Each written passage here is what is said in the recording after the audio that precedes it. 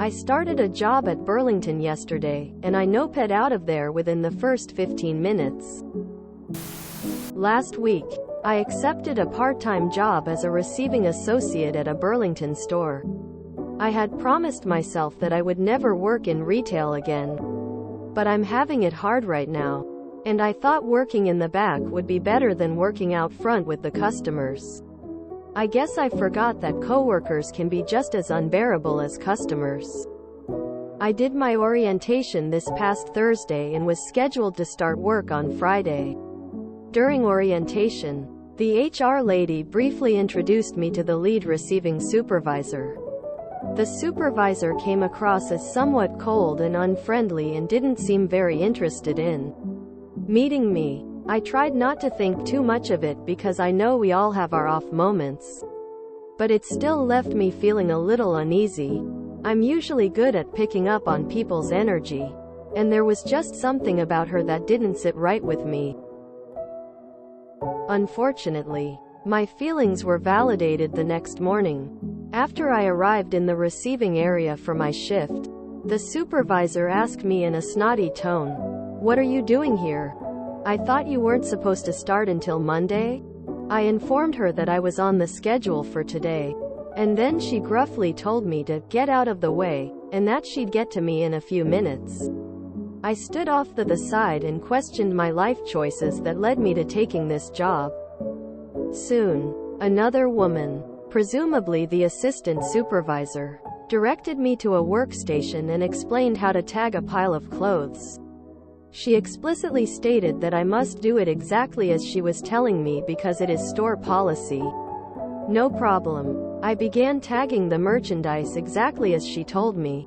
After I finished tagging the clothes, the lead supervisor walked over and told me that I had done it wrong.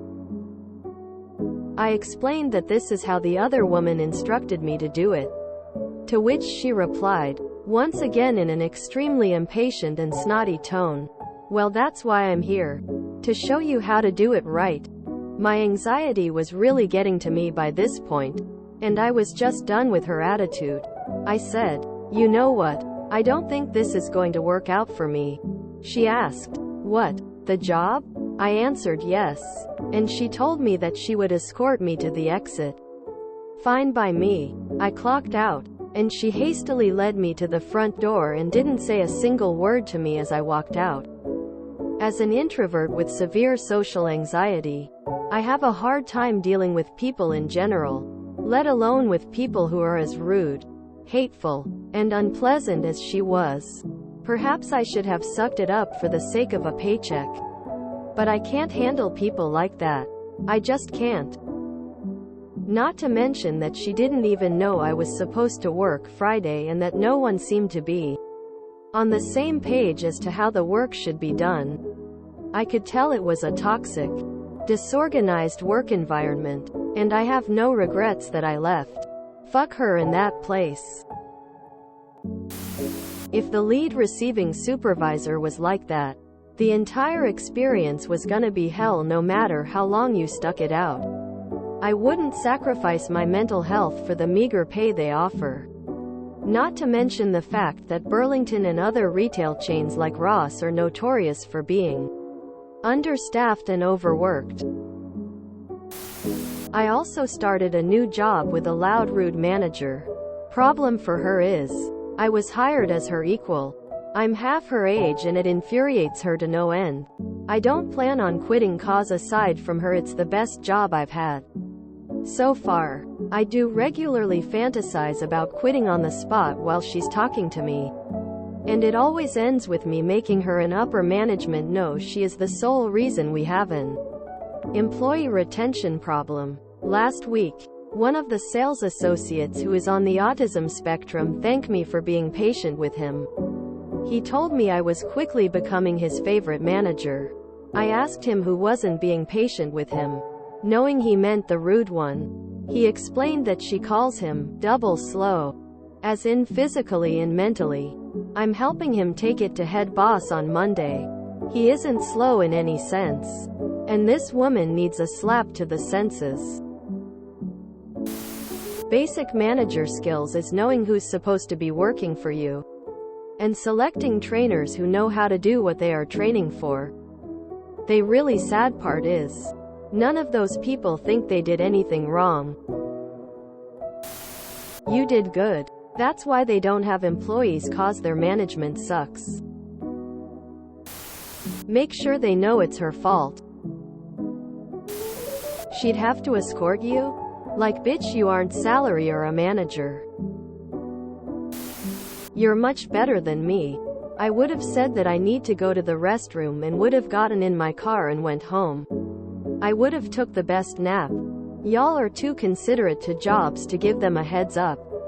They're never that considerate when they place you all in these hostile work environments. Call HR and tell them who caused you to quit. You made the right choice. She knew you weren't going to put up with her BS like the last victims. She is intentionally being a bitch. She's the type of supervisor who tries to test the exploitive boundaries with her employees to see how much verbal abuse you can put up with. I hope she loses her job. You should follow up with her boss and explain why you left 'cause of her. Fuck people who are unfriendly by default. Had a similar experience almost working for Albertsons about 18 years ago. Went to the orientation and after that, went to the store to hand in some paperwork.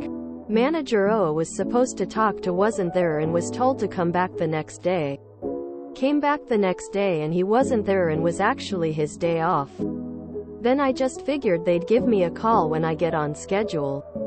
I originally applied and was assuming I was hired for an overnight stock clerk. At some point a few days later I get a call at like 10 a.m. from them asking if I was on my way, because I was scheduled to be working the registers at the gas station. That was absolutely nothing I had any interest in. I don't like working registers. Didn't want to work in the gas station and didn't want to work daytimes.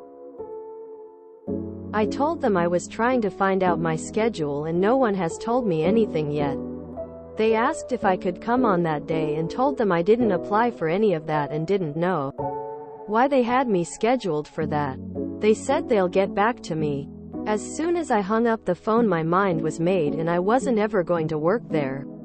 I'm not sure if they even tried to call back, but I sure as hell didn't. That store ended up closing a little over a year later anyway. The only difference I would have done is when she said, "What? The job?" I would have responded with, "No. You as a boss. Good for standing up for yourself." Too many people refuse to. I got in multiple fights with bosses at my old work because they thought they could talk down to me. Because they were my boss. Nobody gets the right to disrespect anybody like that. When she said, "The job," you should have said, "No, the people." I love that you quit and I love your writing. Retail stinks. But why don't people want to work anymore, goes their whine. Woozy face with rolling eyes person facepalming medium light skin tone male sign. I worked for them back in college. I only lasted a month. The funny thing was that there was a Subway in the same plaza where I worked, and it was staffed largely with ex-employees of that particular Burlington location. I'd swap stories with them about working there.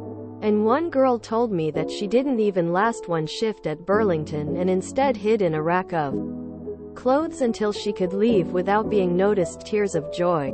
I specifically left Burlington because my manager would not allow me to edit my shift availability so that I could catch the last bus of the night home when the bus schedule changed.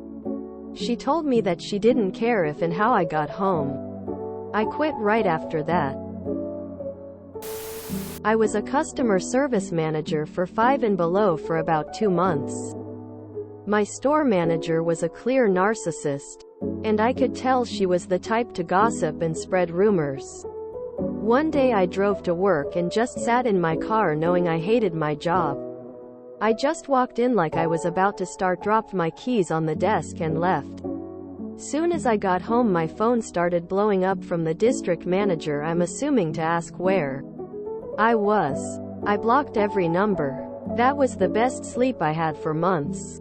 Always trust your gut. No pet out of there is now my favorite new saying. Yeah! Exclamation mark. Good job F them! Exclamation mark. Saved yourself months of torture until you did decide to finally quit fire. Haha. I tried to return retail to after working in an office position for 3 years.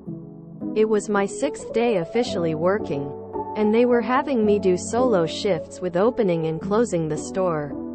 The store operations process was super confusing, and the store manager wasn't necessarily explaining why these 12+ spreadsheets were needed or what they were for. I told her I apologize, but it'll take me a little longer to fully catch on when she told me, I'm not the type of manager to wait for people. I show you and that's it. After that, I decided the next day I didn't want to be there anymore. As someone who managed restaurants and was an office administrator, you can't expect instant perfection. Every individual learns differently. You must be able to be patient, approachable, etc. There was already major bad vibes as I was hired on as an assistant manager, while the company overlooked the keyholer who had been working there for 2 years doing the same responsibilities as an assistant manager. I've returned back to the office. Cold sweat smile. If you enjoyed this video, please check out our playlists full of similar content. Epicaricast is like doom scrolling for your ears. Please like, share, and subscribe.